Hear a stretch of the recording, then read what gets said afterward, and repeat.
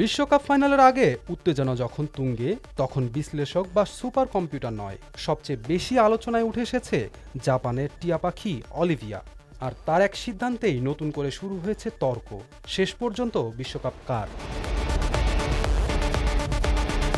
জাপানের তোচিকি প্রিফেকচারের নাসু animal kingdom চিড়িয়াখানার ২১ বছর বয়সী আফ্রিকান গ্রে টিয়া অলিভিয়া ভবিষ্যৎবাণী করেছে স্পেনকে হারিয়ে ২০২৬ বিশ্বকাপ জিতবে আর্জেন্টিনা। অলিভিয়ার সামনে রাখা আর্জেন্টিনা ও স্পেনের পতাকা থেকে কয়েক সেকেন্ডেই সে ঠোঁটে তুলে নেয় আর্জেন্টিনার পতাকা।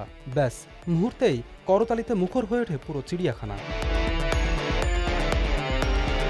এটাই অবশ্য অলিভিয়ার প্রথম চমক নয়। ২০২৩ সালের ওয়ার্ল্ড বেসবল ক্লাসিকে জাপানের একাধিক ম্যাচের ফল সঠিকভাবে অনুমান করে বেশ সুনাম কুড়িয়েছিল অলিভিয়া। এবার বিশ্বকাপে অলিভিয়ার পাশাপাশি আরও কয়েকটি প্রাণীর ভবিষ্যৎবাণীও ভাইরাল হয়েছে, তবে আলোচনার কেন্দ্রে এখন অলিভিয়াই।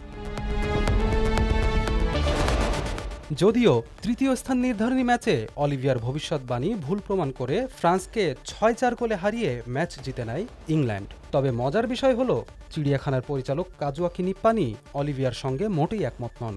তার বিশ্বাস, শেষ পর্যন্ত শিরোপা উঠবে স্পেনের হাতেই। ২০ জুলাই নিউ জার্সির মেটলাইফ স্টেডিয়ামে বাংলাদেশ সময় রাত ১টায় শিরোপার লড়াইয়ে মুখোমুখি হবে আর্জেন্টিনা ও স্পেন। এখন দেখার অপেক্ষা, বিশ্বকাপ জিতবে কি সত্যি অলিভিয়ার বেছে নেওয়া দল, নাকি ভুল প্রমাণ হবে এই ভবিষ্যৎবাণী।